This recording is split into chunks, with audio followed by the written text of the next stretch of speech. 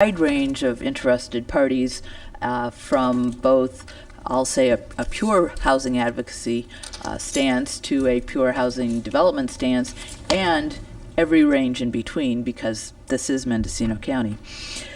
This ordinance up to this point has been through a fairly lengthy process. It has been to the Planning Commission in the past year.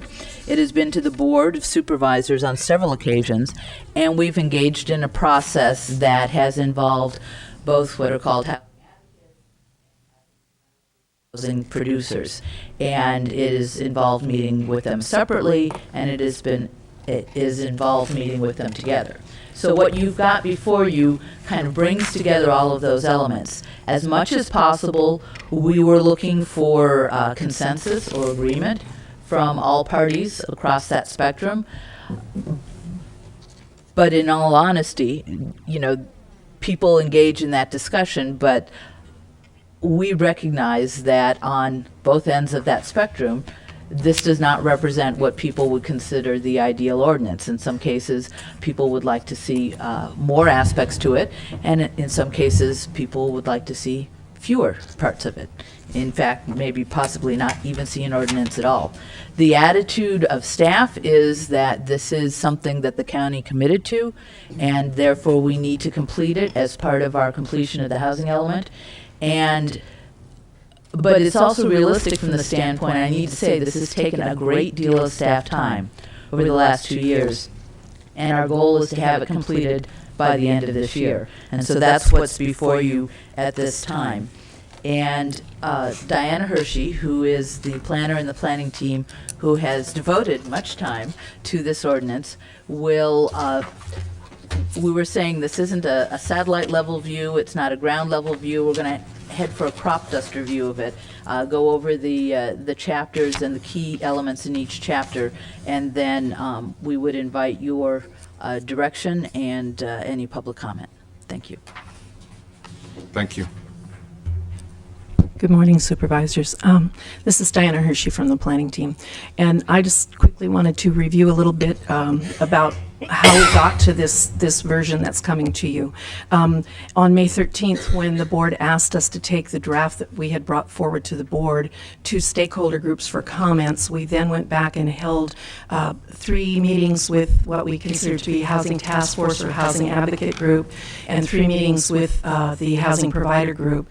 And each of those groups developed their own version of language for an ordinance. We then had a joint session where everyone came together and they hammered out language that could be acceptable to both groups. And however, there's a caveat that the housing providers made it very clear in the very beginning that they did not want an ordinance, but if a required legal ordinance was required by the housing element, they were willing to work on developing language that they would find acceptable. So that was our process. We didn't get consensus on everything. The things we didn't get consensus on, staff suggested some language that's either standard in other inclusionary ordinances or is consistent with the housing element. So I guess we'll look at the ordinance. In the beginning of the ordinance is Section 1 is some amendments to the definitions, to add definitions. We've had a suggestion from County Council that when the final ordinance comes forward, that section be broken out as a separate ordinance so that we're not trying to combine too many things in one ordinance. So we will be doing that. And then when we get to the actual ordinance itself, which starts on page 3, there's a section on purpose why we're having this ordinance. It talks about the necessity for affordable housing for everyone, and that this ordinance is designed for that. There's a section on applicability. There's some exemptions, particular types of developments that would be exempt from this. Some are things like if a developer were to come forward with a voluntary use of the state density bonus law, then that one would be exempt from these requirements in this ordinance, and a few other things like that. The applicability that was basically agreed on by both groups would be 10 units or above. And the thought on that was that although most of the development in the county has been smaller, 1 to 5 units a lot of times, that this is where that are we going to make it voluntary or are we going to make it mandatory? Both groups seem to agree that 10 units, above 10 units would be a better applicability, so that's included in there. Construction of secondary units on single-family residences are also exempt from this chapter, so there's a few things in there that specific details that you can peruse at your leisure.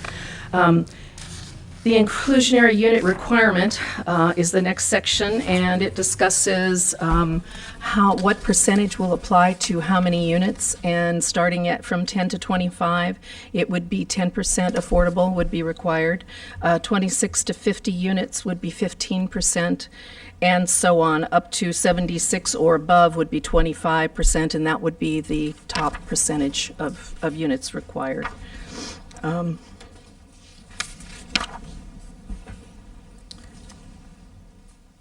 There's a discussion in that section about an in lieu fee, and again, I want to emphasize that an in lieu fee is not like an impact fee. An in